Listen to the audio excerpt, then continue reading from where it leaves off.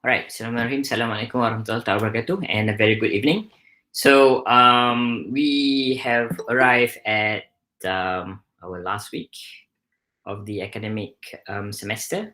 Okay, so today what I'm gonna do is first off, I'm gonna show you a little bit about your final exam and how the flow is. Okay, so that's one, and then on the second one, well, after that we'll go and look at tutorial 4 and lecture. Okay, and we'll just finish up with troubleshooting of HPLC. Now, I do know that there's still like 5 of you who are missing, but I guess that's fine. We can just review this session as we go. Okay, before that, probably I'll just do this so that I can control it from my iPad. Okay, so I know I showed you guys last week on the Spectrum exam. So this one is more, I'm hoping that to show you guys a little bit clearer on how the system goes.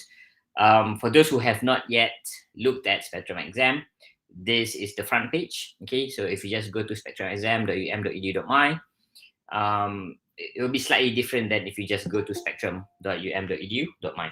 Okay, so make sure you go to Spectrum exam on the day of the exam itself, because I know it's like at 6 o'clock, not in the morning, in the afternoon.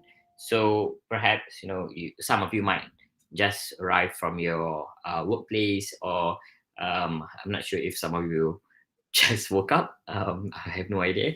Okay, but because it's at the very end of the day, so make sure you go to the correct address. Otherwise, you will not see the exam sheets. Okay, there's no link on Spectrum exam at all, on normal Spectrum at all. So you definitely need to go to Spectrum exam. Okay, so first off, when you click on the login button, you will see this as usual.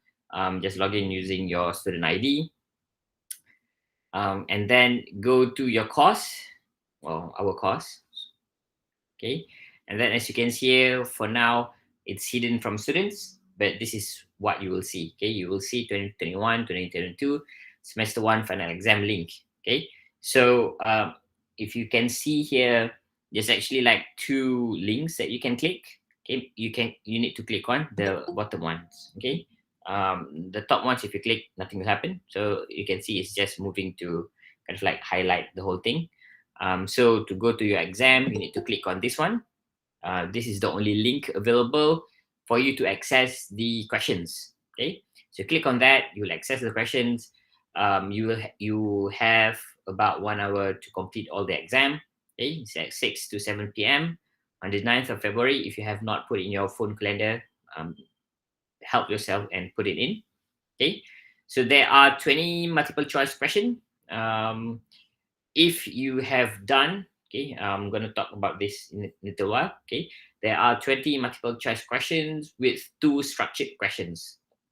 Okay, and you need to answer all questions, and basically you need to either choose, right, or match the most accurate answer. So there are some questions that are very difficult, in the sense that you might think that they are more than one answer. Okay, so for this particular purpose, you need to choose the most accurate answer.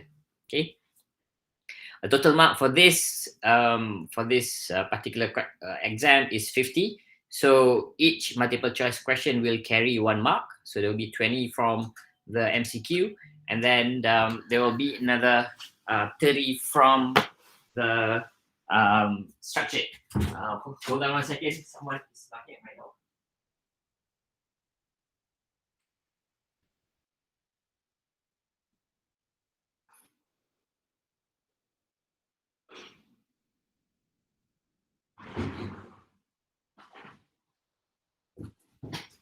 Sorry about that. Okay, so and the other 2 structured question, each one will carry 15 marks. Okay, so there will be 30 marks from the structured answers, and then the structured question, and then 20 from the multiple choice. Okay, now for the structured answers, okay, there is a link. So I don't think you'll be able to actually write the answer properly on the system. So this is when I mentioned that I would suggest, or this is what I mentioned last week, that you need to prepare two pieces of A4 paper. Okay, so one for each question.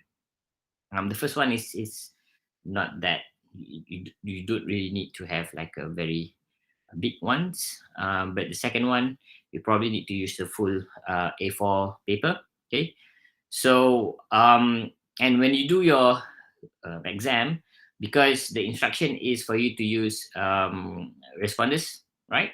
So everything will be blocked.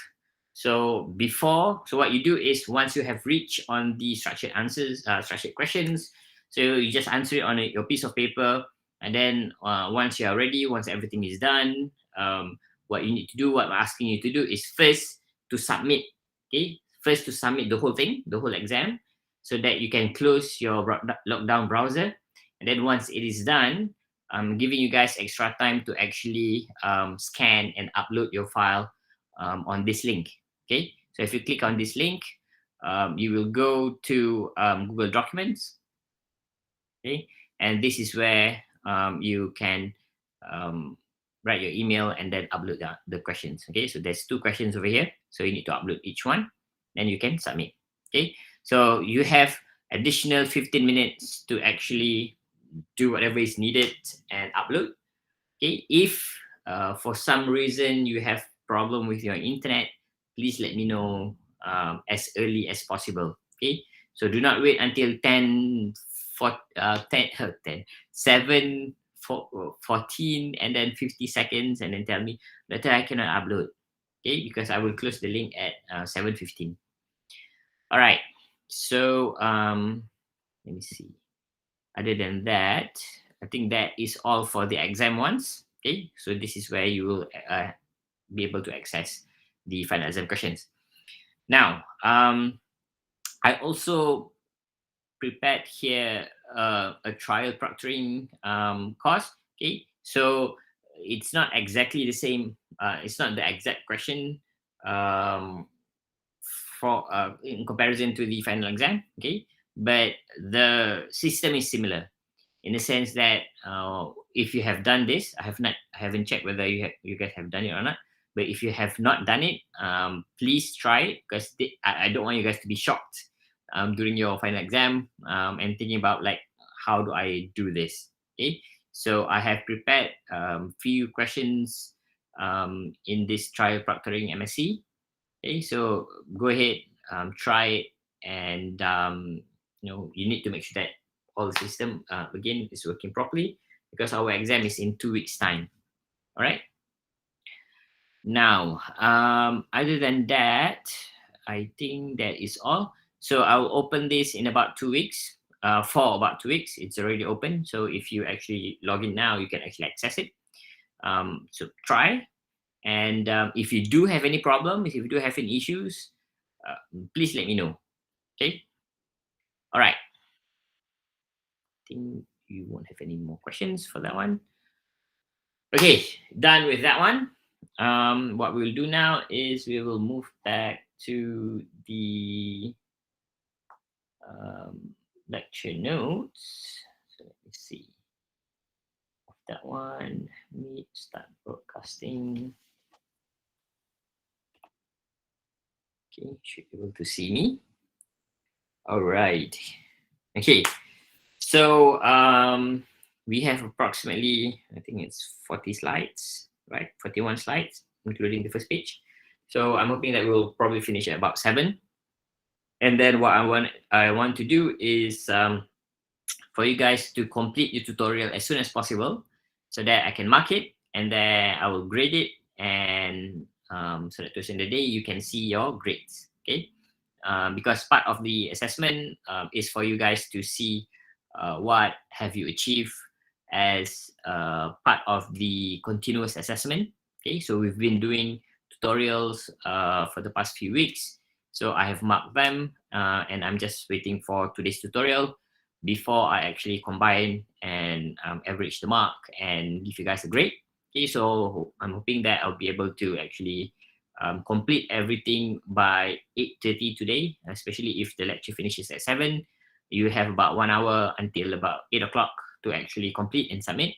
So today's tutorial is very straightforward, not that difficult. So if you can help everybody to do that, then I can mark everything and give you guys a grade, okay, so that you can actually view them. All right. So first thing first is the tutorial question. Now this one is very straightforward. If you just looked at the last week's lecture, okay, what the question asked is, in your own words, write down a design of a theoretical setup for HPLC method development for the compound below. Okay, so what you need to do is you need to understand what is the compound. Okay, so the compound is, I would say, not too small but not too big either. So you have a few options.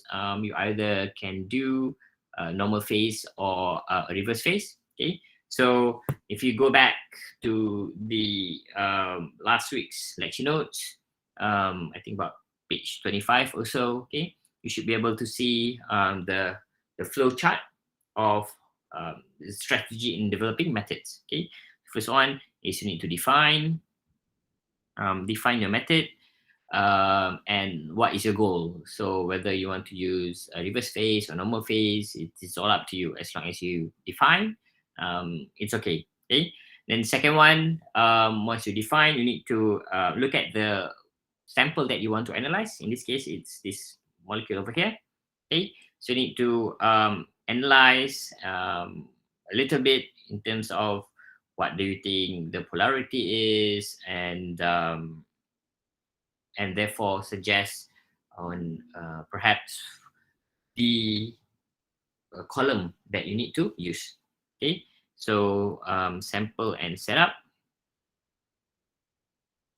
Okay, so you don't have to exactly use the keywords or the exact sentence that I gave during the lecture, because again, towards the end of the day, I am actually asking you here to use your own words.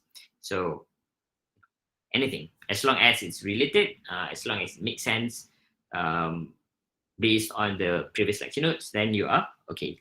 Okay, and then number 3 is for you to do initial run. Okay, or initial what do you call it? Scouting. Okay, initial scout. Okay, so just you need to just have a setup, and you know, that's it pretty much. Just you need to have a setup. You need to consider what is your setup. Because towards the end of the day, what I will do is I will look at your setup and all the other information. Okay. So for example, if you define that you want to do a reverse phase HPLC, but towards the other day, during the initial setup, you actually mentioned that you will use a silica column, for example, then this is where your marks will be deducted. Okay, because it's no longer a good strategy. So the good strategy is for you to make sure that what you plan are actually cohesive. Okay, so it's going an add-on manner instead of contradicting to one another. Okay, so you do a scouting, so you will get your first chromatogram, and then you move to step number 4, which is you fine tune. Okay, you fine tune, optimization, you change this and that. You don't have to mention about it, it's fine. But if you do mention about it, it's also fine. Okay, so once you have fine tune, and finally you do a method validation. Okay, so that's done. Pretty much, if you touch all these 5 things, then you're good to go. We should be able to get, maximum marks. All right.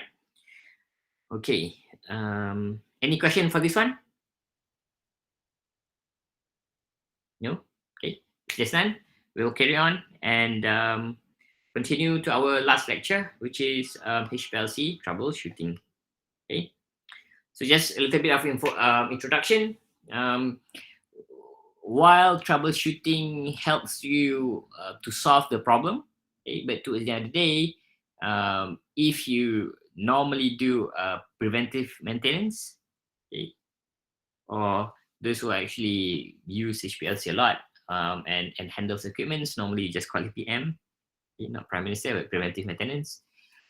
So the best way to make sure that you don't have to troubleshoot is to make sure that you always, or like after a while, at least annually, you will need to do a preventive maintenance. Okay, so do a PM. Weapon is he in now? Okay, guys, I want to look if Royce Rodney is already in. Okay, all right. Rodney, are you in? Okay, good. Okay, so the best scenario is for you to avoid all problems from happening, because doing troubleshooting is time consuming, and if it involves time, it involves cost. Okay, so it's best to actually maintain your equipment if you're in charge of an equipment, so that you don't have to do it. Okay, so best troubleshooting strategy is to prevent problems from occurring by exercising best practice. That's another thing. Okay, in daily HPLC operation, and by performing periodic PM. Okay, nonetheless, HPLC problems do occur, and often at the most inconvenient times.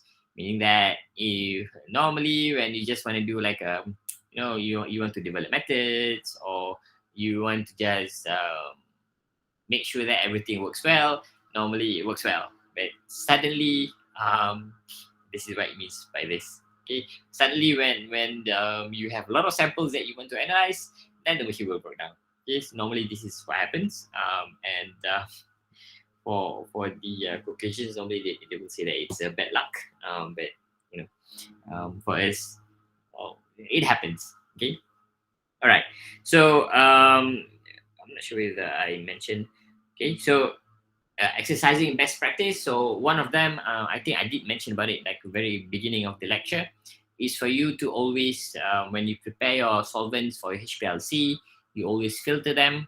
Okay, so you filter them, you use the correct ones, because there are different grades of solvents that you can use. So make sure you use at least the analytical grade. You can perhaps use the synthesis grade, but synthesis grade and analytical grade are slightly different. Okay, analytical grade are normally analyzed before they are being sold. So and normally it's more fresh in comparison to synthesis. Okay, the synthesis, you won't expect it to be 100% anyhow. So slight reduction in the quality is still okay. Okay, so perhaps 98% is okay. But for HPLC, for analysis, because you want to have the most accurate reading as possible, so go for the higher quality of solvent. Okay, so solvent type is one thing, and then another best practice is for you to have. I didn't show it in the lecture at all previously, because I don't have a picture, but I did work in a research lab where their HPLC has a lot of what we call as inlet filters. So imagine if this is your pump, okay, and then pump. So before pump, normally you have your degasser, okay, pump, and then from pump you have your injector, okay, and then you have your column. I have worked at a research laboratory where they actually had a few inlet filters, meaning that the tubing between the degasser and the pump, they have one filter here. Okay, normally you don't need to have them, but because the HPLC is in a very, very high use in that particular research facility, so they try as best as they can to avoid problems from happening in the first place. So they have a filter before the pump, they have a filter after the pump, which is a bit weird. And then they have a filter after the injection before going into the column, but after the column, they don't have any filters anymore. Okay, so normally they will have these three inline filter. Okay, so you have a filter. You do have a filter, like for example, in the pump itself, you do have its own filter. Degasser, I don't think we have a filter. Okay, injector, you do have their own filter, but on top of all this, this research facility actually add on more inline filters because they told me, oh, to the end of the day, it's easier and less time consuming to actually replace these inline filters in comparison to if, say, there is a block on the injector filter.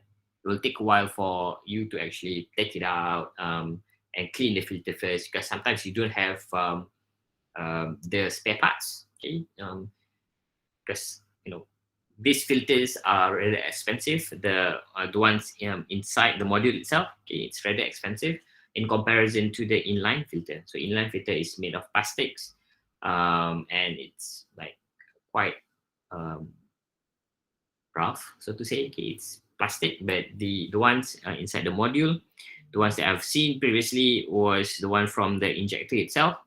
It's very small, but at the same time, it is made up of metals. What was it? Aluminium, I think. Okay, so it's very circular in form.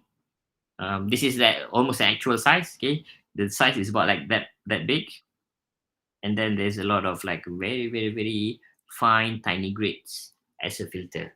Okay, seems like you cannot see anything. Okay? Something like that.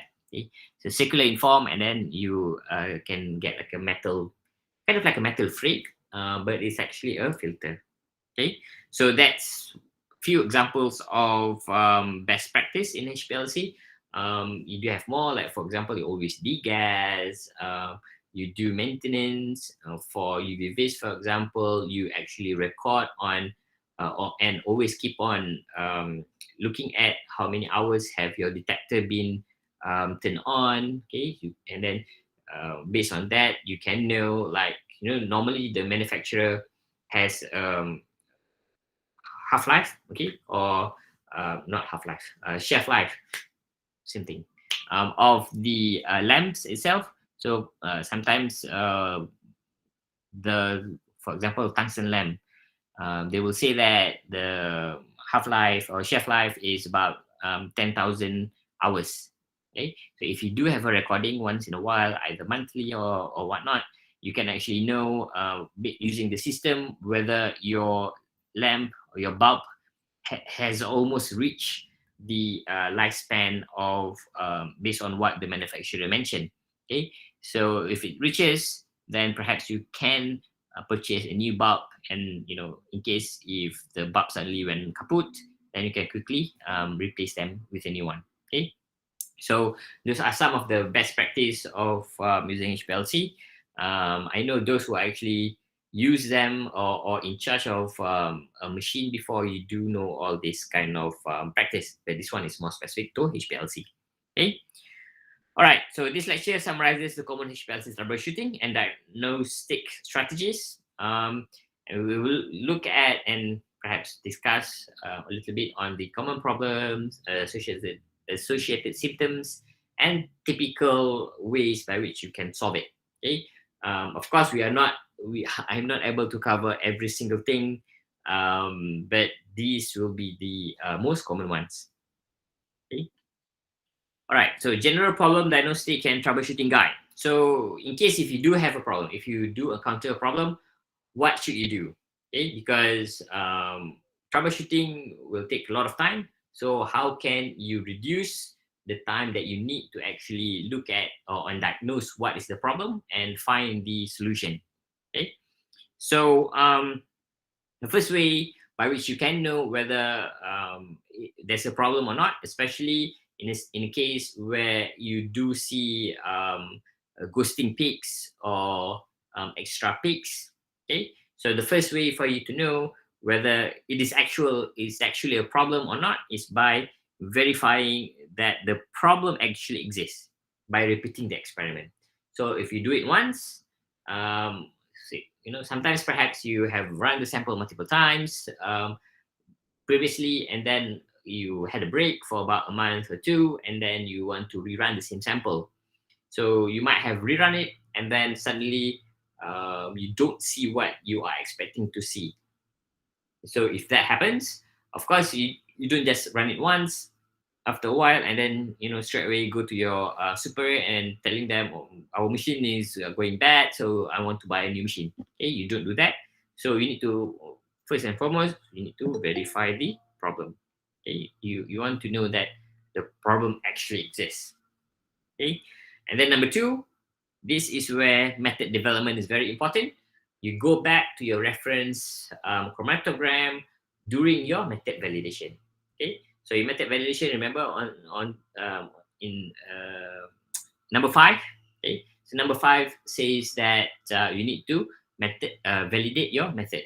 Okay, so this method validation is very important. It's best for you to print it out, keep it somewhere, so that in the future it can serve as a reference. Okay, so if you can do a comparison, then you know whether the peak is broadening if you use the same method. Okay, because of course when you develop the method, the method can be saved in the software itself, so pretty much you might not change it at all. So for you to see if there's any hardware issues that you can troubleshoot is by having a reference chromatogram. Okay, with documentation of typically expected retention time, of the pressure, the peak height, baseline noise, plate count, and pretty much everything else. Okay, so long as you have a reference, you can do a comparison. Okay, so running this reference application with known good column and samples and well-prepared mobile phases can often lead to a quick diagnosis. Okay, so if you do see a problem, then repeat the problem, repeat the run using the best condition possible for the machine. For example, as mentioned here, you use a good column, okay? Because if you do work in a lab that does a lot of analytical analysis using HPLC or GC, perhaps they definitely have a lot of columns. Okay, it can be a good ones, it can be a bad ones. If there is a good record keeping, then you definitely can identify what is a good column or which one is a good column, which one is the bad ones. So if you do have if you do encounter a problem, then you always go back and find a different column, identical of course in the specs, but categorized as a good column. Okay, so use that one. You can use the same sample because towards the end of the day, the sample might be new and you don't have the old sample. Either the old sample has been decomposed or stuff like that. Okay, so you might have a new sample that you want to reanalyze. So you can keep it. It's fine. As long as you change the other things, then it definitely will help you a little bit in terms of trying to identify what is the main problem. Okay, and then well-prepared mobile phases means that the solvent is fresh. Okay, if normally you use formic acid, then definitely use formic acid. Do not change anything. And the most important thing that, based on my experience, that I've noticed, differences in retention time can be caused by the solvent itself. Okay, so say for example, for solvent B, okay, let's create a scenario. First one, there are two persons who normally use or who normally shares a HPLC. Okay, so this two-person is normally using the same HPLC, and the solvent that you prepare, I know some people prepare it in the sense that solvent A is 100% water, okay, and solvent B is 100% water. Say for example 100% acetonitrile. Okay, so I do know there are labs that prepare something like this. But there are also labs that instead of having solvent B as 100% acetonitrile, what they do is they prepare solvent B at a 90% acetonitrile. Okay, so why do they do 100%? Because if you remember looking at how our column is designed, okay, if you use acetonitrile is a bit basic. If you don't dop it with anything else, but if you do add with TFA or formic acid, for example, that becomes slightly more acidic. But in case if you don't, then acetonitrile is a bit more basic, and therefore it can damage your column. Okay, depending on the type of column. Because if you read the manufacturer recommendation, there are columns that are recommended to be kept at either 50% organic solvent, for example. Okay, so that's the most common one. So you don't keep it at 100% of either solvent for a reverse phase, of course. For a normal phase, then it might be a different story. So because my experience is mostly on the reverse phase, so this is where I've read a lot. Okay, now if you go back to the story and we consider the companies or the groups that prepares 90% acetonitrile in water. Okay, so 90% acetonitrile, and to make it 100%, 10% is water. Now, I'm not sure if you guys notice, but if, for example, you have 100 ml of water and 100 ml of methanol, okay, if you mix them together, you do not get a 200 ml of solvent. Okay, you don't get 200. So this does not happen. Okay, so what you'll get is you'll get perhaps 195 or 196 mil instead of a full total 200, even though you measure it like very high accuracy, this looking at the meniscus and whatnot. But if you mix them, you will not get 200%. You can either get less volume or more volume. In this case, water and methanol, for example, or even if you change it to ethanol, you will get a slight reduction in the volume. Not too much, but a slight reduction. Now, where is this? Where am I going with this? The same thing will happen if you prepare 90% acetonitrile and 10% of water. Okay, what do I mean by this? Okay, consider this scenario.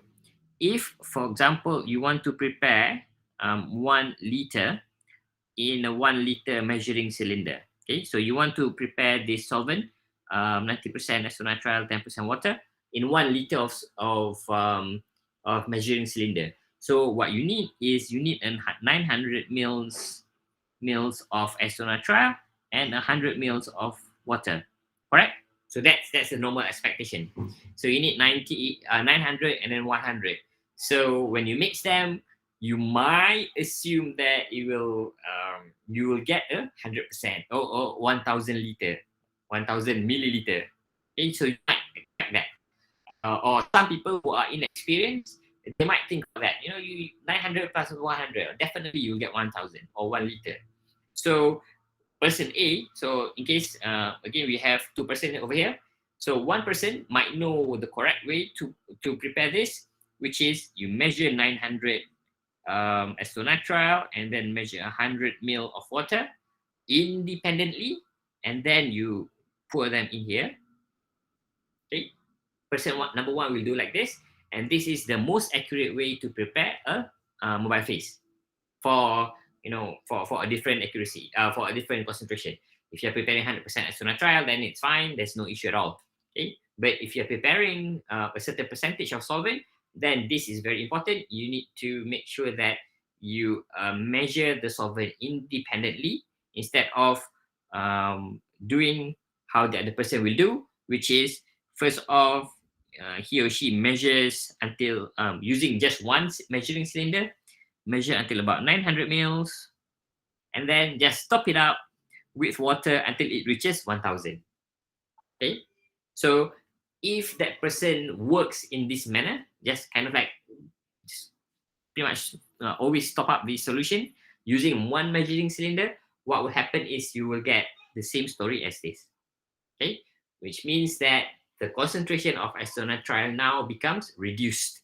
It might not be 90% acetonitrile, 10% water. It might be, I don't know, maybe 88 or 89% acetonitrile and 10% water. And thus, even though you might say it's just 1%, how might it, give it an impact? But while doing this, you can actually see a difference. Okay, because I've actually seen this during my 1.5 years working in Australia, because working in the lab, at that time I already have my PhD, so I work in this company, and this company or institute has a lot of students, many students, and then students, if you are in chemistry background, then perhaps you know all of these. If you don't, perhaps you just do however you want, especially in this case where you just measure 900, because normally the more apparatus that you use, the more that you need to wash, right? So as a student, perhaps you want to take a shortcut, so you just do 900 and then top it up to 1000, and it doesn't work. Okay, so I've seen both he and she spectrum, and there's always like a lot of variation in terms of the retention time. Okay, and this is just purely based on the way a person prepare a solvent. It has nothing to do whether the column is good. It has nothing to do with overloading samples. So this is purely on how solvents are prepared. Okay, so that is another thing that you need to take into consideration if you are sharing a HPLC with some other person. It's best for you to actually just prepare your own solvent and not share the same solvent with the other person. Okay, unless if both of you are do know what you are doing, then it's totally fine. Okay, so moving back, well prepared mobile phase can often lead to a quick diagnosis. Okay, so this is what I mean. So do a fresh solvent, and perhaps the problem will go away. Okay, and some other examples: pump problem are indicated if pressure is lower than expected. Okay, so if the pump either cannot pump, normally, if it's a problem, then the pump cannot pump. So you can expect the pressure to be lowered. Okay? The system blockade is indicated if back pressure is higher than normal. So again, based on your method development, method validation, you do know all of these parameters. So after a while, you might know whether, without having injecting any samples, whether your pressure is going up than normal or it's lower than normal. Okay, if it's lower, then normally it's the pump. If it gets higher, normally there's a blockade. So if it's just a blockade, it's very easy. You need to isolate and replace the filter. Okay, so the detector might be faulty if peak height are lower than expected. So again, peak height will be lower than expected, then you know it's the detector. Okay, so these are or the baseline is too excessive. Meaning that the baseline going, normally you don't see the baseline. Normally it's like a very tiny um, changes or differences. So the baseline is very small, the noise is very small. But if the baseline now keeps on doing this, very huge, then perhaps they can be, again, you are not looking at just the shape, but you need to look at the amplitude. So if that shape is 1 milli AU and that one is actually 1 milli AU, then there's no issue at all. Okay, because if you zoom out, then perhaps it will be the same. So the amplitude of the peak is very important, or the amplitude of the baseline. Okay, all right. I think that's all for this slide. Now, reference chromatogram, as I just mentioned, a good record keeping during method validation is a must, especially if you're working in analytical chemistry lab. So you need to have all of these recorded. The plate number, the normal pressure. Yeah, of course, the pressure relates back to the type of column that you are using. If you are using a C18 column but a different brand, then yes, it will have an impact. Okay, so you need to make sure that everything is identical. Then you can say that, oh, there's a problem or there's no problem. Okay, so you need to keep all of this, keep everything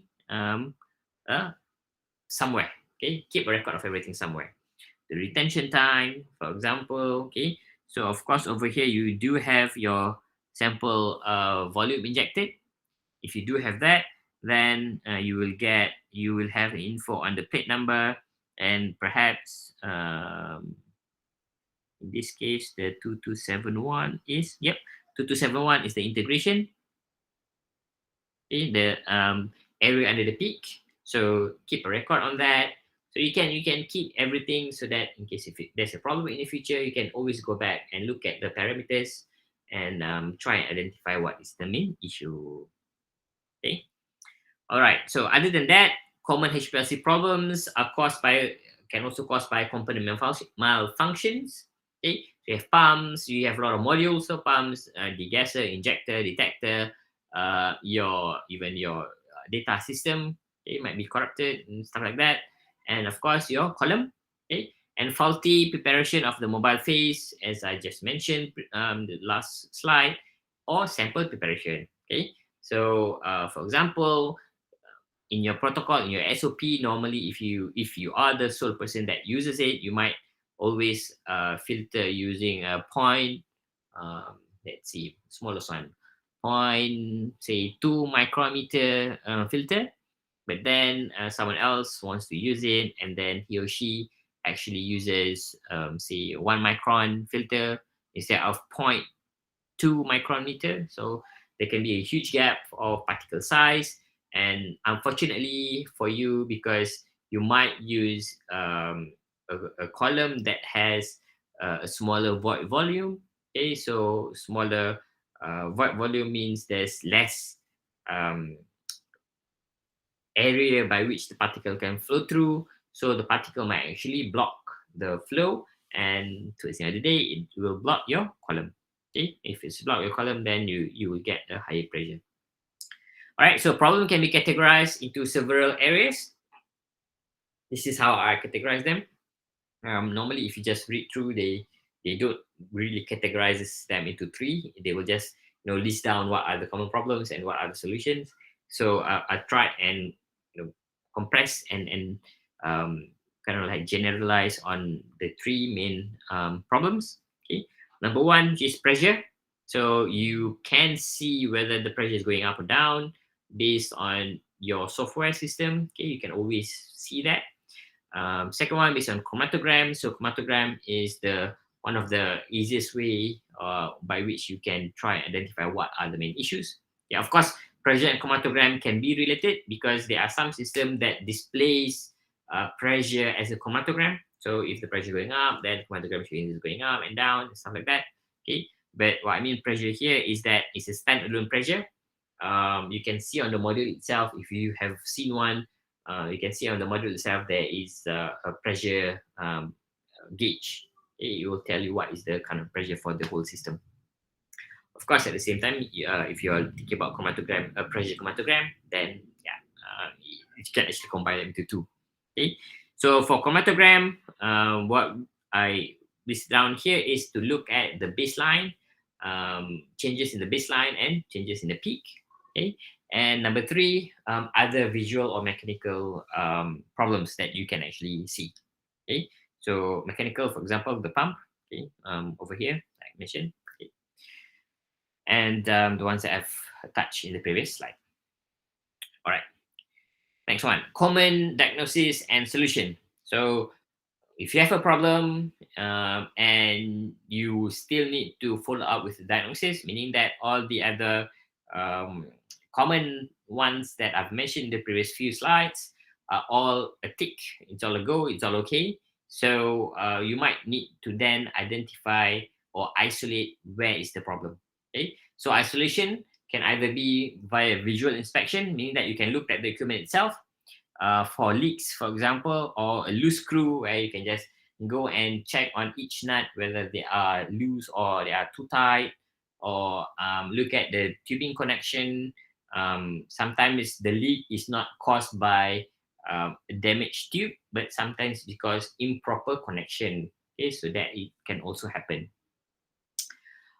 You can also use the built-in diagnostic tools. For example, I know Agilent, they do have one tools where you can actually, press on the button and then it will run the system for you, check on the pressure, check on the UV, blah, blah, blah, this and that. And they do a comparison on the baseline or file that you can actually save a long, long time ago. And then they will give you like a suggestion on what to check. Okay. Agilent have that. The other modules, I am not so sure.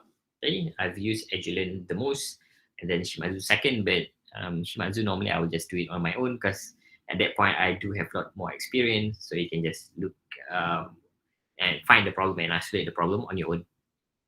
Okay, So using built-in diagnostic of each module to locate the problem area, as I mentioned, lamp energy reading for detector or compression test for auto sampler and stuff like that. Okay, so very straightforward. Other useful troubleshooting strategies include: number one, perform the obvious easy things first. For example, replace the check valve if pump proportion is higher than expected. Um, it's not so easy, but it is doable. Okay, something is very easy. For example, if you don't get any chromatogram and you want to see if your bulb, for example, has blown, okay, so you can just, because the bulb change is very easy. Normally, on the detector module, there's a hole with one screw. You just unscrew it, and then you can straight away access the bulb. Unscrew and then screw a new bulb, and then you can test again. Okay, so that's the very easy ones. And perhaps if your pressure gauge is showing like a very high rapid change, it's going up and then suddenly it's going down for a while and it's going up again, so they could be bubbles in your system. So you can check on each connector whether you can see bubbles flowing. Okay, so these are all the easy things. What else have I done? Okay, and something that I have not listed here is, for example, if you want to look at the flow of your pump, if you want to see whether your pumps are okay or not, is by using a when you do HPLC, remember on the ninth module, either recycle or waste. Okay, so under recycle or waste, if say for example it's going to a waste, then you can actually collect the solvent that is going to the waste and then collect it into a falcon tube, for example, or plastic conical tube. I just like to call it falcon tube. The proper name is a conical tube because it's cone at the very bottom. Okay, you can just simply take a falcon tube, say for example of 10 mils falcon tube, or if your system is an UHPLC system where your solvent flow is 0.3 mils per minute, you might use an Eppendorf tube. Okay, with of course with a volume gauge. So what you do is you can just collect the waste for 1 minute and see what is the volume that you actually manage to gather. So if the volume is less than what it's supposed to be, so say for example, for a prep system, a preparative system, you might set it to 8 mils per minute. So when you collect it in the normal 15 mil falcon tube, you should expect that you get not really accurate, but at least close to 8 mils after 1 minute. Okay, so if you do see a reduction, a huge reduction, say for example, instead of 8 minutes, you get 7 minutes or 6 minutes, then you know something is wrong with the pump. So either the pump itself has a problem, or there could be a lot of bubbles coming in from any connecting points. Okay, so that's another way. It's really easy because you don't have to touch the machine so much. You just take a tubing going to the waste, take it out for a while, and you just collect the into a falcon tube, for example, and then just time for 1 minute. Then definitely you can see if there's any problem or not. Okay, so that's the easiest one. So you can also troubleshoot one component at a time. So it will be more time consuming. You need to look at the component one by one. And the best way for you to do this is to start with number 9, okay, which is the collection or waste. You start with that and then moving backwards. Okay, you can still identify problems going forward, but going backwards will be easier for you to isolate the problem. Okay.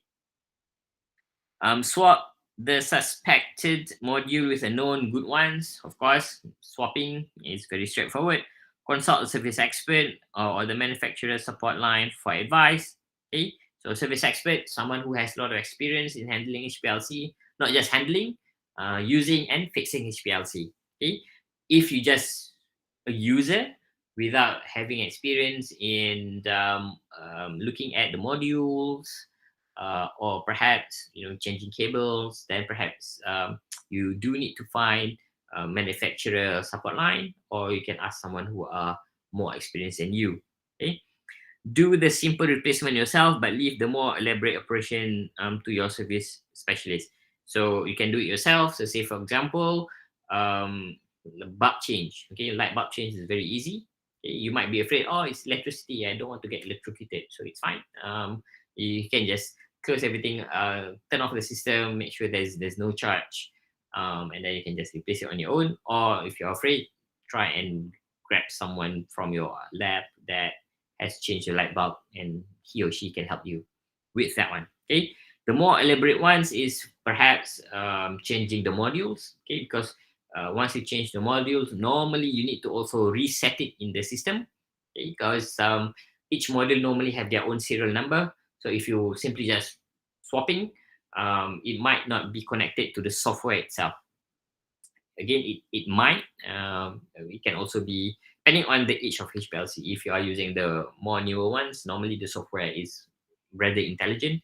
But if you are using the older HPLC system, by which a lot of the modules are semi-manual, then you need to change it in your software. Okay. All right, so let's look at the three issues. Number one, we'll look at pressure. So what if the pressure is too high? It might be, well, normally it is caused by partial blockade. Okay, if it's too high until the machine stops flowing, then normally it's like a almost full blockade. Or perhaps the pump itself has a mechanical issue. But if it can still flow, but after a while it stops, then you definitely have a partial blockade. Okay, such as filter, for example, something that you can easily change. The gut column. So remember we looked at gut column previously. So you can just simply change the cartridge of the gut column. If the column itself is has an issue, if it's blocked, then the only way for a column to be fixed is first try and do a reverse cleaning process first before actually throwing it out and purchasing a new one. Okay, sometimes doing a reverse washing is beneficial.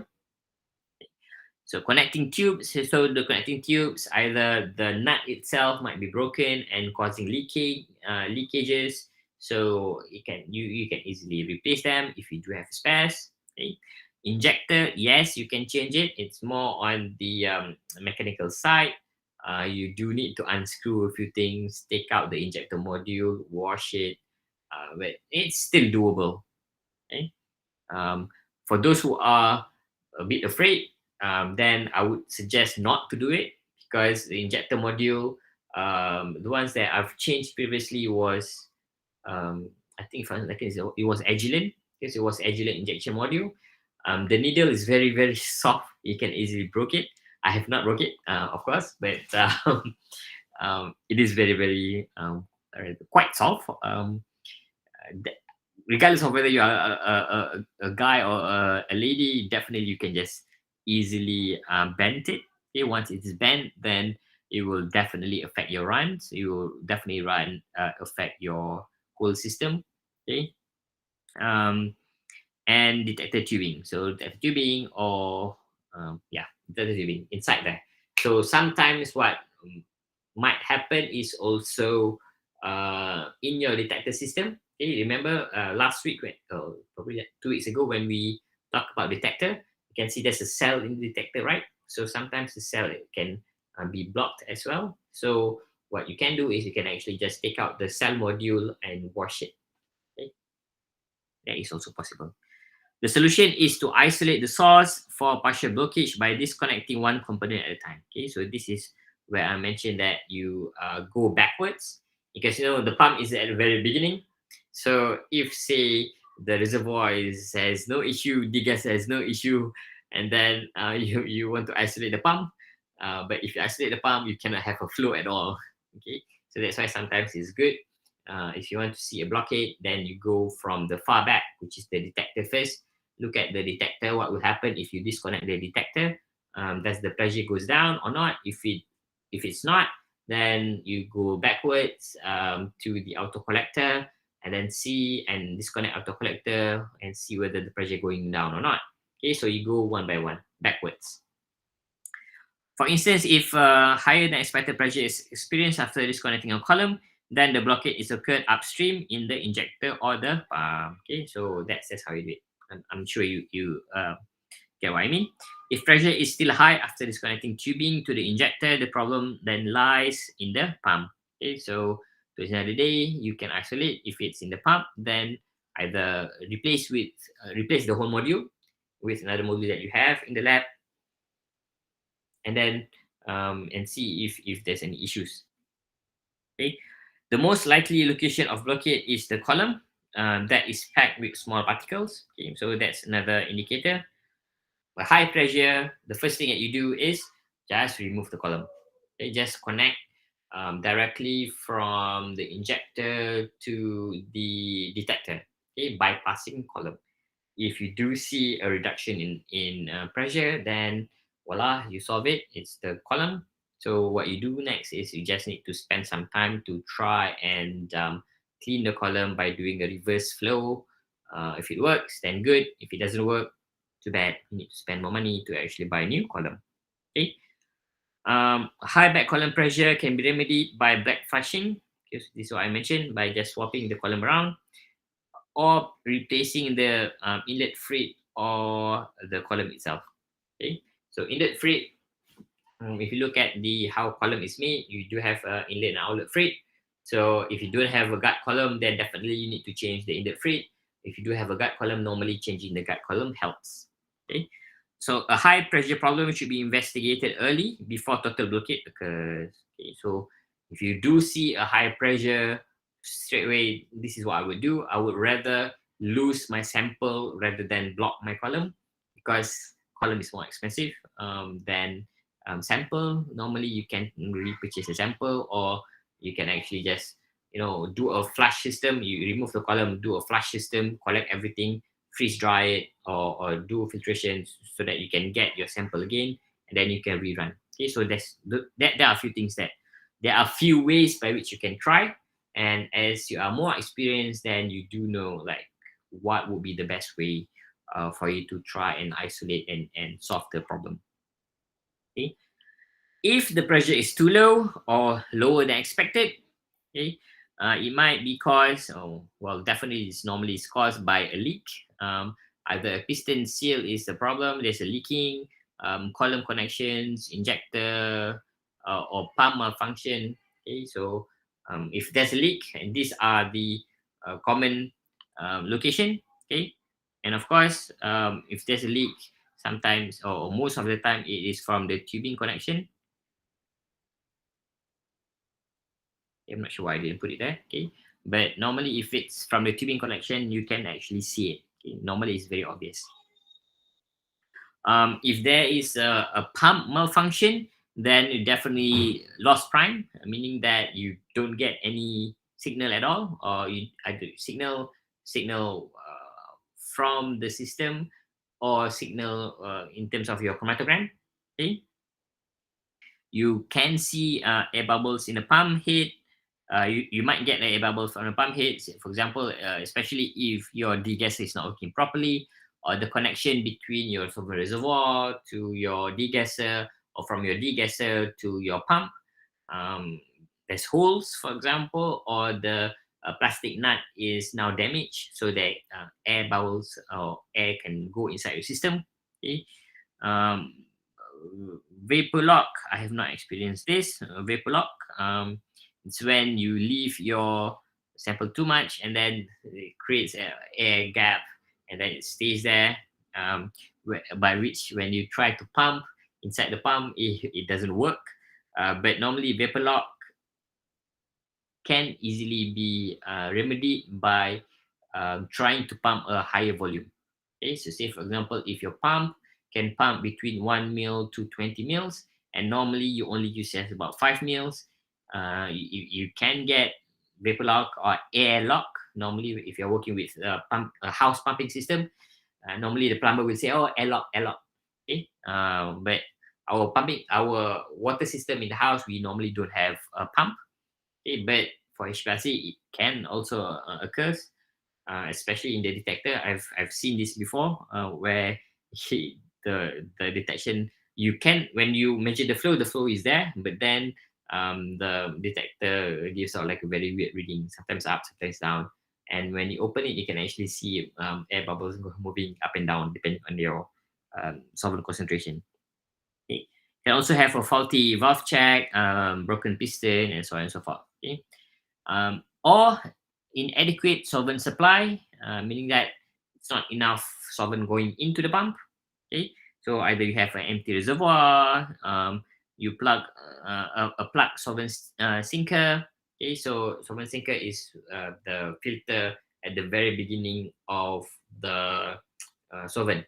Okay, solvent bottle. So normally solvent bottle you have solvents, and then you have the sink plug to it's quite heavy so that the tube is always at the bottom of the bottles so that you can always take up enough amount of solvent. Okay, so if it's clogged because you do not use the proper solvent for HPLC, it can happen. Okay. um where was I? A plug solvent sinker, okay, bend solvent line, so it blocks flow again, or wrong solvent mixture. Okay, so sometimes, I think we've touched about this previously. You can have a binary pump, a quaternary pump, and so on and so forth. So if it's a quaternary pump, you need to make sure that in the system you use the correct line. Okay, so perhaps in your system you might have both normal phase and the reverse phase, two lines for normal phase and two lines for reverse phase. So you might have selected the wrong line. You, or perhaps the person who uses before you, might have selected the wrong line, and then when you use it, you see, oh, the pressure, there's an issue with the pressure. Okay, but a wrong sample mixture can also result in increase of pressure, okay, depending on how you want to do it. Problem diagnostic can be made by visual inspection for leaks and by monitoring the pressure reading of the pump, as I mentioned. Isolation of modules, example via tube disconnection, usually helps in identifying the affected module. Again, you start from the end, moving to the beginning. Okay, so detector first, moving to pump, or perhaps a degasser. That's the very beginning. Okay, so you can do that. All right. So next one, pressure cycling. So pressure cycling is caused by air bubbles in valve check, malfunctioning of check valve, or partial system blockade. Okay. Pressure cycling meaning that if you actually, oh, I have a graph over there. Okay. So what you see from this slide is that you can see the pressure. So this is where you can actually use the software to look at the pressure. Okay, so if the pressure keeps on cycling, doing the same thing, you can see here the rate are almost identical. So the pulse itself is almost identical. So this is what we call as a pressure cycling. Okay, so it can be caused by again, you might have an air bubbles in the check valve, or malfunctioning of check valve, or partial system blockade. Okay, malfunctioning check valve is typically the result of trapped air bubble or contamination of the ball and seat mechanism, causing incomplete closure. Okay, so incomplete closure. So there's still solvent flowing through, thus you kind of like get a pressure. It usually manifests itself by significantly increased pressure fluctuation that are synchronous and to the pump stroke, as I've shown in the previous in the next slide. Okay, we will look at the thing again. An air bubble can be removed by degassing all solvent or by purging the pump. Okay, so purging the pump, there is a purging functioning tool in all HPLC, either a purge valve, or which is manually controlled, or a system control purging. Okay, you do have them with methanol or isopropanol that wets the check valve more efficiently. Okay, so these are the two example of solvents that you can use. Malfunctioning check valve should be dismantled and cleaned or replaced by a new unit. Okay, again, if you do have this problem, if you don't know, if you don't have an experience, like for me, I don't have an experience working or working with a damaged pump so far. So I've worked with a lot of other damaged components, but not pump. So in this case, perhaps I will call a service um, manufacturer that can fix it for me. But at the same time, what I'll do is I will just stand there and look how the person repairs the problem, and so that next time you can actually you can actually try and do it yourself. Okay, so this is one of the ways by which you can cut costs. All right, as I mentioned, this is how recycling pressure cycling works. So normal pressure fluctuation is normally like that, so it's very very smooth. You can still see the what do you call it, the stroke, the pump stroke. Okay, but normally it's kind of like almost flat. If especially if you zoom out, it's almost flat. But for this one, it's very obvious, because there's a sharp decrease, either sharp decrease or a sharp increase in pressure, and it is kind of like repeatedly occurring after a certain period of time. Okay, so this is example. Okay, that's all for pressure. Issue number 2 is looking at the chromatogram. So we'll be focusing more on two aspects of the chromatogram. One is the baseline, meaning that you don't run any sample. And then second one is a peak problem when you actually run your sample. Okay, so baseline problem is as shown here. There are a few examples. The first one, you have a noisy baseline. So a normal baseline is normally like a very flat, very straight. Well, this one is a bit increased, but should be like very very straight like that.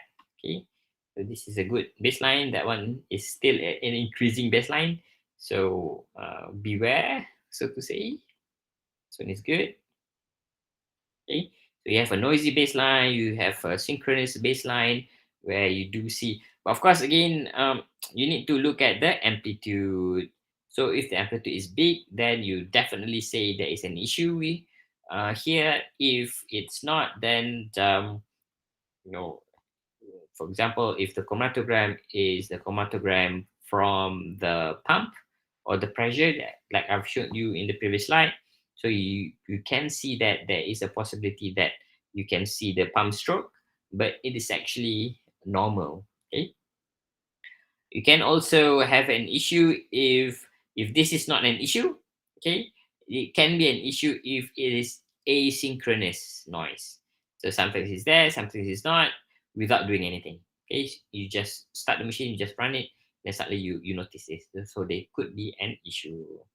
Okay, a drift like that one, it's a drift. So it can be a positive or negative drift. This one, if it's going up, then you say it's a positive drift.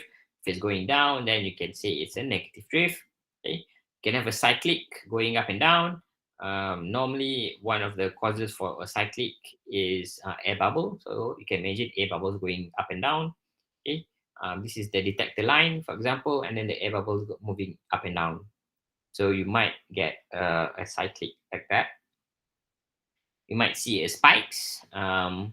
Spikes can be multiple issues, either electronic issues or perhaps if it's a HPLC MS, and then you're looking at the mass spike. So the spike can just be a background. Okay, no peaks, for example. The simplest issue, if everything works, is by changing the bulb. If the changing bulb doesn't work, and perhaps you need to see if your flow cell are actually proper, it's not damaged, it's not leaking, or it's not broken. Okay, because again, if you recall the picture of a flow cell, there is two windows, quartz windows that allows light passes through. Of course, this is for UV vis, okay, the most common one. Or you can also have a positive or negative peaks without having a sample. So if you do have a sample, then it's a different story. But now this is just a baseline. However, the baseline shows a positive or negative peaks suddenly. Okay, so those are indicator of issue. And If it's like this, then it's very easy. You can just rerun and see if the peak actually exists again. Okay. Example of various baseline problem, courtesy of what is corporation. So one of the companies. Oops, didn't change my slide. All right. So baseline problem. Number one, noise. So it can be an aging detector source. So if it's aging detector source, the cheapest way is for you to change the bulb. The most expensive way is for you to change the whole module. Okay. Pump pulsation. You might see, again, this is based on amplitude. So if pump is off, then the flow is rather planar. But once it's on, you can see it's going up and down. Baseline problem like this can be attributed to, the easiest one is air bubbles, or it can be electrical signal issue as well. Okay, spiking air bubbles in a flow cell. Um, Again, as I mentioned, if there's air bubble in the detector, you can see this. High background, solvent UV cut off, or solvent contamination. For this case, it depends. It can be good, it can be bad. It all depends on how you use your system. Okay, so in case you really need to use that particular solvent, and it causes a high background, then what can you do? You still need to use it. Then you go back into method development and experiment on different settings, so that to the end of the day, if you can get a good spectra, then it's all good. Okay. All right, so baseline problem, noisy baseline, UV-based absorbance. As an example, number one, you can have a short-term detected noise. It can be estimated by using an expanded scale and measuring the peak to peak signal fluctuation of the baseline. The noise of a modern UV detector should be close to the published specification, or about plus and minus 1 times 10 to the power of negative 5 absorbance unit. Okay, so again, this talks about amplitude. Okay, so the amplitude, the height of the peak. Noisy baseline is typically caused by low energy of aging UV lamp, which should be replaced. Okay, so if it's just the lamp, then replace with a new bulb. Different detector may have different symptoms. For example, for mass spec, you might not have any signal. Okay, because the baseline is so high that towards the end of the day you don't see anything. It can happen. Okay, you might have a low count or low intensity. These are also some common problems for mass spectrometry if you actually use HPLC MS. So number two, detector noise can be caused by a large air bubble trapped in a flow cell and pressure fluctuation caused by a small leak in the flow cell. This I've touched about this too. A noisy baseline of an RI detector can be caused by inadequate mobile phase degassing or temperature thermostating. So RI is reflective index detector. It's the most sensitive detector. So yeah, you know, solvent degassing can impact on it. Temperature thermostating, if the thermostat is not properly setting to the pressure of interest, okay, it keeps on changing up and down, stuff like that, it's not sensitive enough, then you might get a noisy baseline. Okay. However, low light energy can also be caused by a contaminated flow detector flow cell or high UV absorbance of the mobile phase. Okay, so just keep that in mind. If your detector is dirty, then obviously it will affect light passing through for UVs, and therefore you will get a noisy baseline. Okay. Baseline problem number two: synchronous and asynchronous noise. Cyclical baseline noise in sync with pump stroke is typically pump related. Okay, so if it's constant with pump stroke, normally it's pump related. So one definite test for pump-related noise is to check if the noise is eliminated after the pump is turned off. So you switch it off, it goes planar like this, then definitely it's the pump. Okay. Synchronous noise can be caused by pump malfunction, small air bubbles in the pump head, check valve problem, broken plunger, or faulty pulse dampener, and so on and so forth. So there's pretty much, if you swap a module and you don't see the problem again, then it's the pump. Inadequate mixing of mobile phase is also a possible cause of solvent bending to the pump. Solvent blending at the pump is used. What do I mean by this? Wait, I think I need to remove something. Inadequate mixing of the mobile phase is also a possible cause if solvent blending at the pump is used. I can't remember why I wrote this. Yeah, perhaps we'll just skip that. In case if I recall it, then we'll go back here.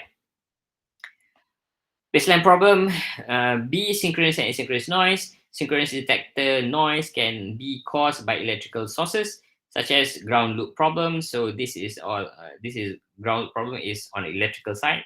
So if you recall in high school, for example, from Malaysian, you do have neutral, earthing, and live.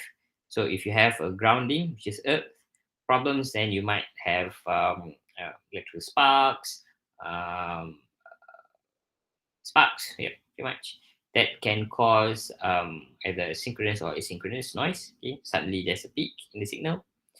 Power or voltage fluctuation. This is especially true if the wiring system in the laboratory is not properly done.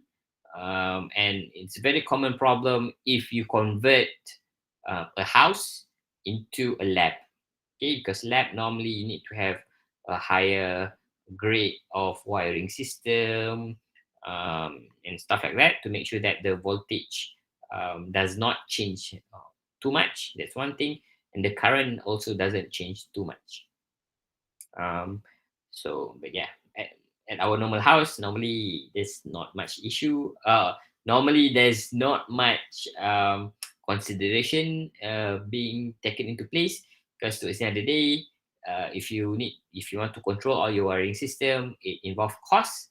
And for houses, normally they want to build your house as cheap as possible, right? Maximize funding. And or electrical shielding problem. Okay, so this is very common for housing. This situation might be difficult to diagnose and remedy, so consultation with manufacturer is highly recommended. Okay, anything about electrical, if your company or your institute does not have a dedicated person that can actually isolate and see if there's any issue with your electrical, then just contact the manufacturer, or in Malaysia, you just contact TNB and see if there's any issues. Okay. Asynchronous noise is likely caused by the detector, such as leak, loose detector connection, or electrical problem. So asynchronous is like, again, just happens anytime, either this or going down. All right, baseline drift, again, is going up or it's going down, but it doesn't stay flat. In UV absorbance detector often reflect change of energy input of the UV lamp over time. The specification is roughly about 1 or 0.1 milli AU per hour is typical. So normally if you can see it's reducing a little bit, but not too much.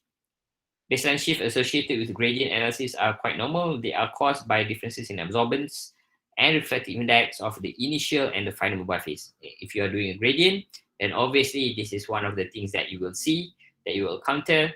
But depending on the degree of the drift, if it's small, then perhaps it's okay. If it's too much, then perhaps you want to solve the problem. Okay. Example in next slide. This gradient shift can be minimized by balancing the absorbance of the two mobile phases, mobile phase A or mobile phase B. So you either balance it out, and or by using a flow cell design to minimize the effect of the refractive index changes. Okay. Straightforward. I do hope it's you'll be able to understand this. Okay, so this is an example of a base drift. A is a drift, and B is the normal one. So there's a very small drift, but this one has a quite large drift. Okay. But again, if it's something like this, normally I still accept it because normally my sample absorbs like very, very high. But if you do have a dilute sample, for example, then a base drift might affect your reading. Next one, baseline drift again. Non-specific drift can be caused by strongly attained peaks slowly blending off a contaminated column. Drift can also caused by temperature fluctuation or small leaks in the flow cell. This problem can be remedied by purging the column with a strong solvent until the baseline is stable. Okay, so you just purge and hoping that the issue will be solved. Or perhaps if it's not solved, then change to a new column. Okay, replace column. Spikes in baseline. Spike can also be caused by poor signal wiring connection. So more or less the same as what we've talked about previously. Loose or damaged wiring or malfunction of the detector or the data system, or by air bubbles out, gassing in the detector flow cell. Okay, so the latter can be eliminated by mobile phase degassing. So this one, okay, air bubbles out uh, at the flow cell, meaning that your degasser system is not working properly, and then towards the end of the day, a bigger bubble forms at the detector and thus affecting, giving out spikes in your reading. Okay? So you can degas the detector flow by purging or by degassing your solvent reservoir if your degasser is the main problem, or you can just simply again replace the module. Okay, contact manufacturer, if no bubble can be seen flowing out of the detector, but you can still see spikes, then most likely is the electrical issue, okay, wiring and stuff like that. So peak problem, general issue are such as poor peak resolution, peak broadening. So these are some example. Peak broadening, split peaks, tailing and fronting, and extra peaks. Most often caused by the column, interaction with the mobile phase and the sample, and thus resulting in the multiple types of peak that you can observe. No peak in a chromatogram is very simple. Injector not working. Okay, so if the injector not working, it doesn't inject anything, so that's why you don't see anything in the chromatogram. So pump is not delivering flow, but again, this is very easily detectable. If you look at the pump says it's pumping like 200 or 100 psi, then you should expect something. But if the pump says it's 0 psi, then definitely it's the pump. Okay, if you have big leaks, but again, big leaks normally the system has leak detector. Normally, especially for the new HPLC system, the old ones perhaps they don't have it, but the new ones normally they do have it. Shimadzu, for example, you can easily detect that this is the leak detector by just opening one of the module door panel, and then straight away you can see like there's a two electrodes with something in the middle. So if that's something in the middle, which I'm not sure what, is wet, then the electrode will conduct electricity, and it will tell the system that because it conducts electricity, that it must be wet, so there's a leak. Okay.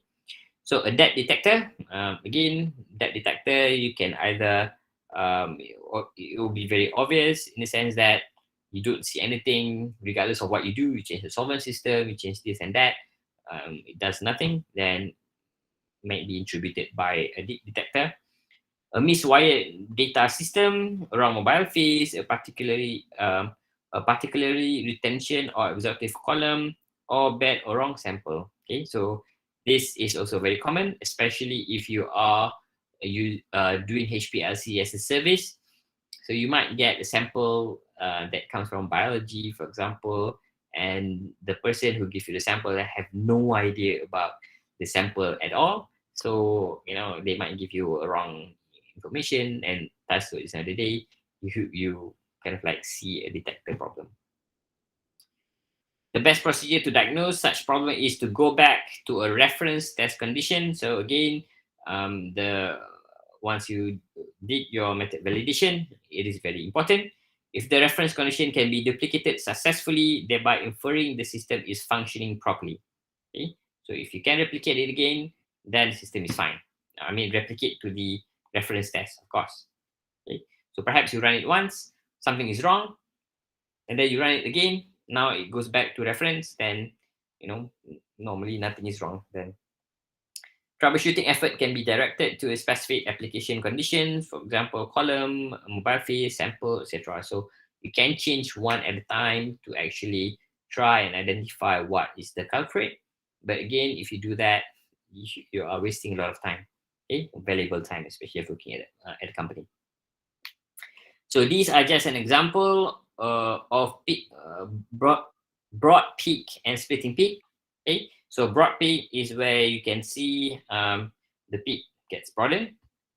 Split peak, it splitting. Okay, so these are one sample. For example, benzoic acid. If it's pure, well, assuming that all of these are pure, but then you do see two peaks, then you know that it's peak splitting, or peak broadening. If you don't see the other two peaks, but then it goes like pat, so to say, then you know that it's a peak broadening. Okay. Another example is initially, if this is your method, during your method validation, this is what you get. You get 1, 2, 3, 4, and 5. But then after 40 minutes, it says here after 40 minutes, it can be 40 minutes, it can be 1 day, it can be 2 days, it can be a week, it can be a month, or it can be years.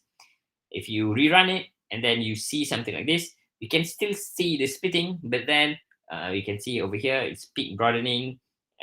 This one is 2 and 3, so it's like a peak merging. Okay, so these are all indicators that something is wrong, and the easiest way is for you to, if you do have a spare column, then replace the column and see if you can still get the same issue. They can remedy by backflushing the column, filling the column inlets with packing, or more often replacing the column. Okay, or of course, if you have gut column, you go and replace the cartridge.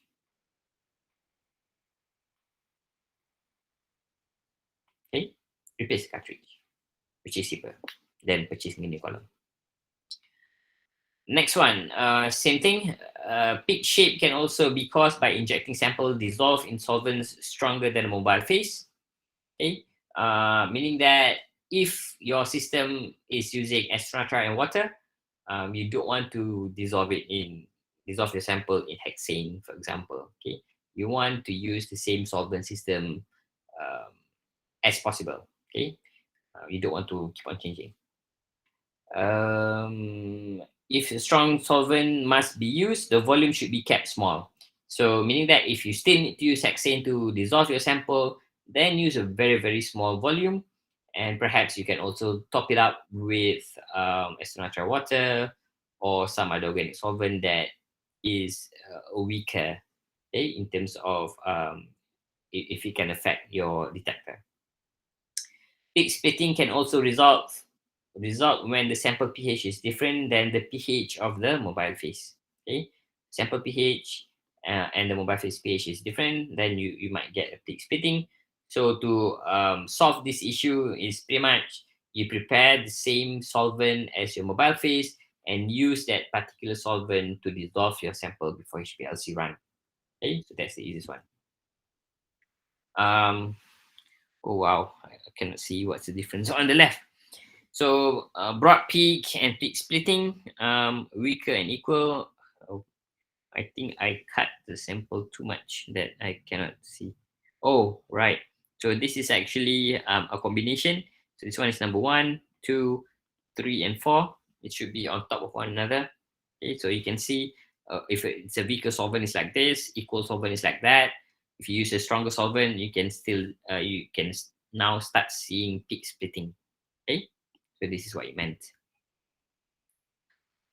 Fronting and tailing peaks. So fronting peaks is caused by column overload, sample amount exceeding the sample capacity of the column, resulting in some of the analyte eluting ahead of the main analyte band. Tailing, on the other hand, are caused by secondary interaction of the analyte and the stationary phase, and mostly this happens for a basic compound. Okay, remember, all columns so far are made from silanols, silica with a lot of OH groups, And then you can have silica leaching if you use a basic compound. Okay, so basic compound, the pH should be go quite high, or if it's not quite high, it's still a basic. So you can have interaction with your cyanyl groups. Then it can cause your cyanyl groups to leach out from your column. Okay, so therefore you get a tailing peak. Tailing peak of a basic analyte can be reduced by adding an amine modifier such as 0.1% of triactic amine to the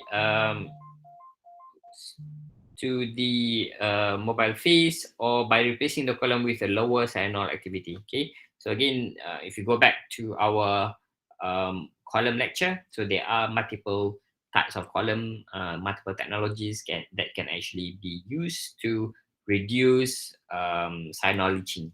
Okay, asymmetric peak shape can also be caused by chemical interaction or isomerization of the analyte during chromatography. Okay, just do this. Where are we now? We are at slide 28. Oh God, there's still a lot of slides. It's already 7 o'clock, so I'll try my best to finish it. Okay, so these are an example of fronting and tailing peak. So fronting peaks is when you see, say this is the problem, that's normal. Okay, so normally this is how we can identify. You can see there's a difference at that section over there in contrast to that one. Okay, that one, the peak is almost symmetry, but when you have something like that, then you can easily identify it's a fronting peak. And for tailing peak, you can see after the peak, you can see it's tailing. Okay? So fronting is like that. Tailing is normally like that. Okay? This one is tail, because at the end, this is front. Negative and positive peak. Negative peak or dip in the chromatogram. So you have something like that.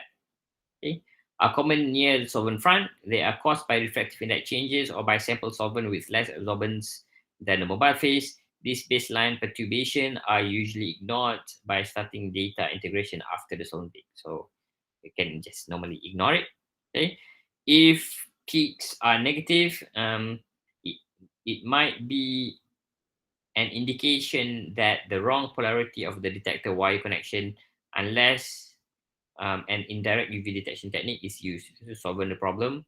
Next slide. Okay, so an example for a negative and positive peaks. So problem can normally be solved by either checking the module connecting polarity. So because light bulbs, for example, LED especially, is using a direct current. It's not alternating. So alternating current going positive and negative on switching, normally at around 50 or 60 hertz per second, 50 or 60 hertz. So you just need to check the module, make sure that the connection point is correct. Okay, or you can use a different solvent while preparing your sample. Okay? So try and dissolve it using, if say you cannot dissolve it in isonitrile, then try and dissolve it in either a reduced concentration of isonitrile or perhaps 100% water. So diluting samples in mobile phase prior to run. So you dilute your samples in a mobile phase. So say for example, your sample is highly concentrated, so you can just dilute it more, and then you just run in a small diluted concentration. You might get a better signal. You might lose everything, but anyhow, there's a choice. Or you can choose less affected wavelength. Okay, again, if you have PDA, for example, photodiode array, you can do a wavelength scan, and then from there you can change and select the wavelength that suits your sample and your solvents best. Okay. Peak problem D, ghosting or extra peak. So ghost peak is associated with blank gradient. Running a gradient by injecting just the solvent sample are usually caused by trace contaminants. Okay, so meaning that you do your run but without an injection, and then suddenly you can see a peak. Okay, so that's what we call as a ghosting peak or ghost peak. Minimized by using purified reagent and exercise stringent mobile phase preparation precaution. So because for each run you need to, as best as you can, you want to make sure that all samples, either be it impurity or your sample, will be cleaned out from the column so that you can rerun it. Okay, so if you prepare your mobile face properly, things like this will not happen. Unexpected extra peaks, particularly those which are unusually broad, are typically caused by late eluting peak from prior injection. Okay, so again, run number one, nothing happened. Run number two, suddenly you see it's coming in. So these peaks can also be so broad that they are often mistaken as a baseline drift. Okay? So this is an example of a ghosting peak. On the picture on the right hand side is easily explainable. So if you have a previous sample like this, okay, you have 1, 2, 3, 4 peaks, and then you run a blank injection. Okay, so it's clean, and then you rerun it, and then suddenly you see something popping up. Okay, so this one is without any injection. So this one is normal. So normally, if you do a blank run after your one injection, normally you won't see anything. But if there's any ghosting, when you do a blank run, you will see a peak forming. Okay, so the figure on the left, an example of many ghost peak in a gradient analysis of a blank sample. These peaks are impurities or contaminants in the initial weaker mobile phase, which are concentrated and eluted during gradient analysis. A more normal baseline can usually be established by preparing a fresh batch of mobile phase A with purified reagent. Okay, figure courtesy of academic 7th. Okay, so this is just another example of a ghost peak. So that one is a normal baseline. You can still see it's a base drift. You can see there's a small drift there, but the problem peak has many ghost peaks. All right, so that is all for today. These are the most common examples for HPLC problems. As I mentioned, there are some which are not covered in this lecture, but it is still there, and it's a very kind of like a unique case. It maybe occurs one in a blue moon, but nonetheless, it is a problem, and thus figuring out how you can actually isolate the problem is very critical, because once you can isolate them, you can isolate the problem, you can easily fix them. Okay, so now for tutorial number 5, what I'm giving you guys is you do have this slide, right? So I think you do have this slide. So please solve it. Again, it's just simply in A4 paper. You don't need to do any drawings and whatnot. What you need to do is simply describe or identify what is the issue. Okay. So say, for example, for case study number 1, if you can see here, you have 4 case studies. Case study A or B. If it's peak tailing, you can just write down CS1, A, peak tailing, B, ghosting, and CS2 is what, CS3 is what, CS4 is what. Okay, so it's very quick. It should not consume a lot of time. So you have ample time until about 8 o'clock. So there's about 50 minutes, including break time, going to the toilet, and praying. I do hope that you can submit by 8 o'clock so that I can quickly go through it and summarize your marks. And the latest is by tomorrow morning, I will share your grades for your CA. Okay, so CA from me is 15%, and CA from Dr. Mugunda is also 15%. And then your final exam from me is what was it, 35%, and similarly for Dr. Mugunda is 35%. Okay, wait a second. Yep, 15 or 20%. I think it's 15. Yep. Okay, so go through this and submit, and then from the submission, I will look through and um, and summarize on your grade. Okay, that is all from me. Okay, so you can see now you have CS1, you have A, B, C doesn't really matter. It's not critical, but A and B. Oh God, why is it there? All right. Case study number 2, what do you think the problem is? Case study number 3, what do you think the problem is? Number 4, what could be a problem? And then number 5, just a simple example on a normal and a problem, and identify the issue. Okay, so that's all from me.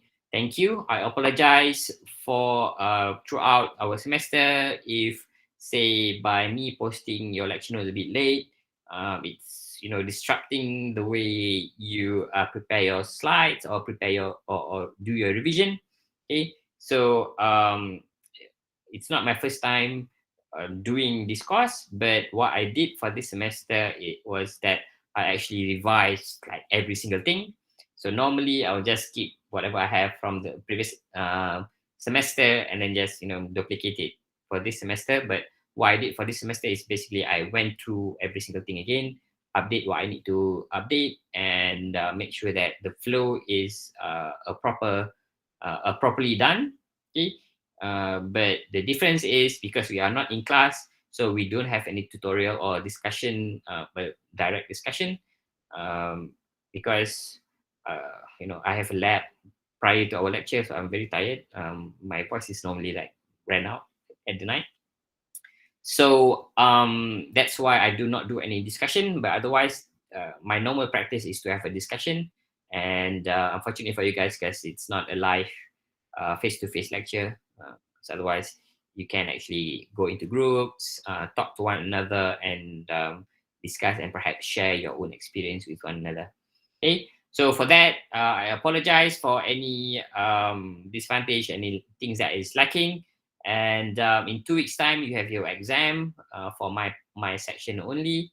All the best. And if you do have any issues, please do not hesitate to contact me. You can just email it to me, or we do have a WhatsApp group. You can just post it there. Okay, that's all. Thank you, and stay safe. Thank you. Thank you, Doctor. Thank you, Doctor. Thank you, Doctor. Thank you, Doctor. Thank you, Doctor. Thank you, Doctor. Doctor.